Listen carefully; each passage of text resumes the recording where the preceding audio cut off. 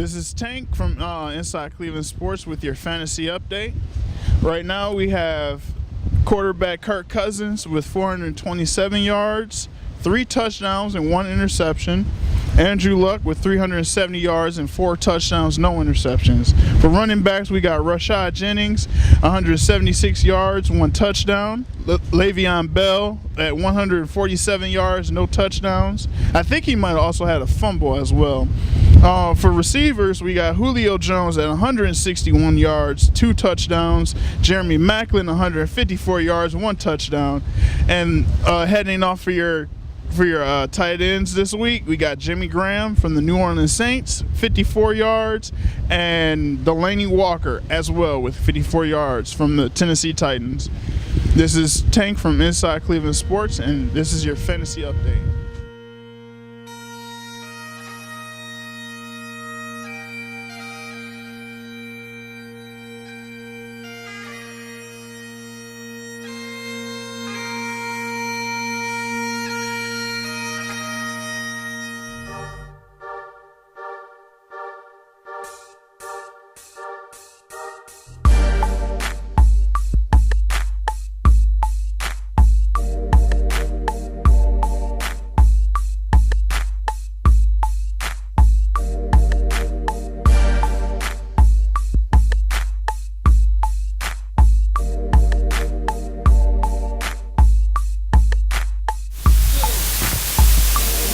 This is Sean Patriots, this is Lowe, Tank, and Jameson, and we're here with Inside Cleveland Sports. So guys, what did you guys think about the game this week?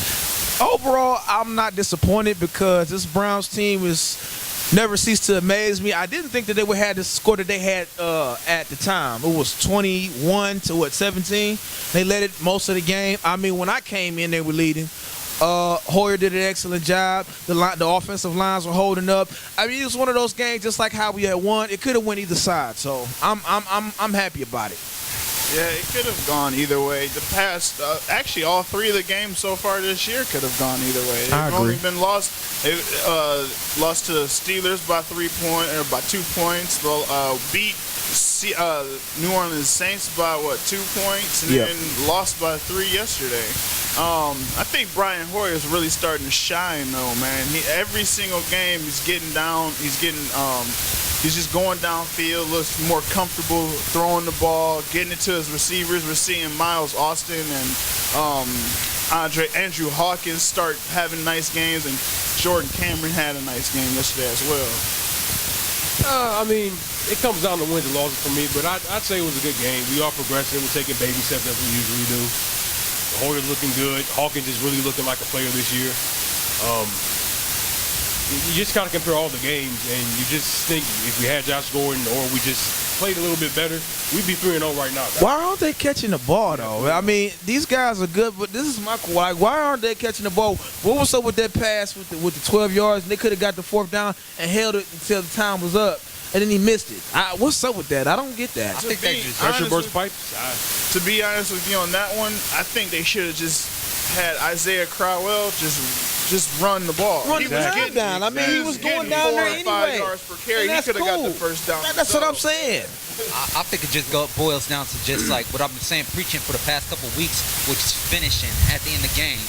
And that makes me talk up to about what happened at the end of the Baltimore game with Steve Smith and Joe Hayden. Come on. Oh man, like if Steve Smith is not the angriest receiver in the league right now, man, Joe Hayden, we paid you all this money, not just to single out players, because there's other players on the team that I feel need to step up.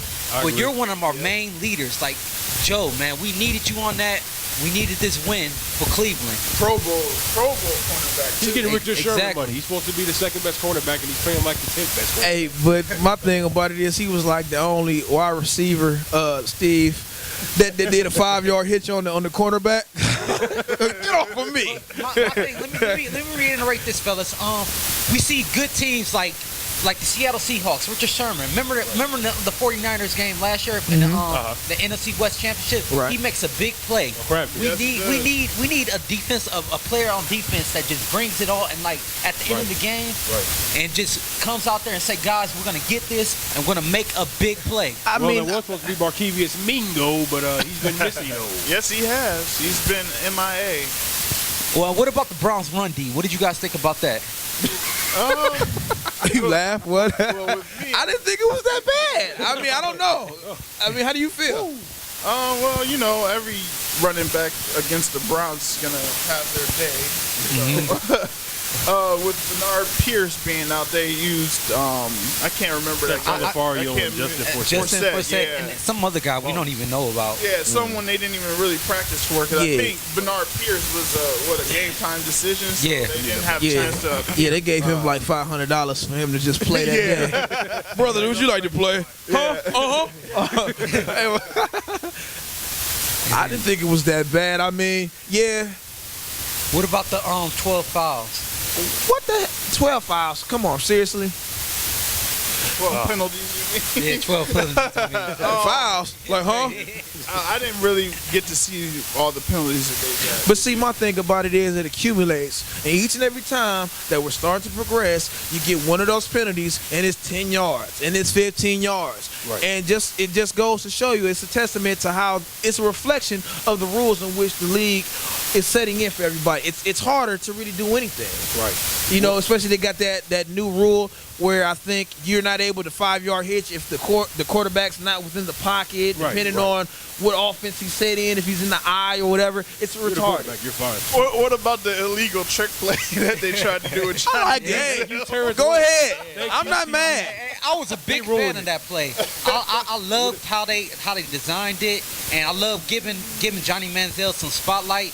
But that penalty that just killed us, that would have been That's one of the many 12 penalties we had. Yes, it that was. would have been the play of the year. But you know what, man? I'm not even mad at that, man. Go for the gusto. Try it and see it and apply it and see if it works. And if it doesn't, hey, oh well, go back to the drawing board. We would have scored on that play. I Yeah, really thought we would've definitely. scored. I'm glad that they are starting to do more tricks and stuff like that because I'm tired of always seeing run up the middle, pass a streak or a slant or something like that. Like stuff Flags that and- everybody yeah. in the AFC North is used to us doing that Right. is easily defended against.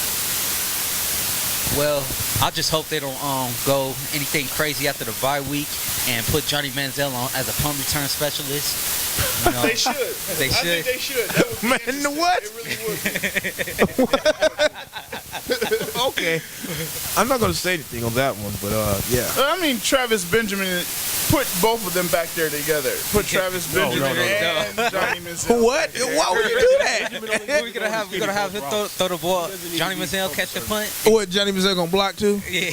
Why not? Hey, you got to use it for something. It's our first Oh, okay, my bad. Okay. Going into what do you guys think? Going into next week's, after the bye weeks, the next game coming up, who will be playing? Tennessee. I believe. Tennessee Titans. Yeah, we're down in Tennessee this week. Next Chris week. Johnson, Yeah. Mr. 2K. Well, actually, I don't know if you know, but Chris Johnson plays for the Jets now. Oh, I smoke work. I'm sorry. Huh? My bad. Okay, That's sorry. Jake Locker. Yeah, now. Jake Bishop Sankey Locklear. there. I don't. Actually, I want to say this real Goes to quick show you how 'cause much I had pay him attention on to the my, Tennessee I had Titans. him on my fantasy team. R.I.P. to their kicker. Rob Aronis. He was killed in a car accident the night before the game. I didn't see too much talk about it on ESPN, but I want to just say something from our sports show. Hearts go out to, prayers go out to his family. Yeah, sending some condolences out to them. Excellent kicker. Yes, he was. It's unfortunate. It's very unfortunate. Yes, he was. Well, can I go down what do you guys think for this week's pick for the after the bye weeks, the picks? What do you have for Tennessee Browns game? Just a real quick score. Oh, okay. I'll go Tennessee. I want to say I'm going to be in Browns' favor. I'm going to say 21-14. I don't like to say that the Browns are going to win or anything, but I think the Titans aren't there yet. I'm going to say with their loss of Chris Johnson, it's kind of hurting them and it's showing. So I'm going to say the Browns take this one 27-16. You guys know I'm all believe land, so you know I'm going for the Browns with this. Jake Locker's looking pretty good out there. Bishop Sankey, the rookie running back, is looking pretty good. They're not really that good on defense this year, which I'm kind of surprised about. So I'm gonna go big here, guys. I'm gonna go Browns 27, Titans 7. And me, finally, I'll take the Browns on this one, 28-14. And this does it for Inside Cleveland Sports. Thank you.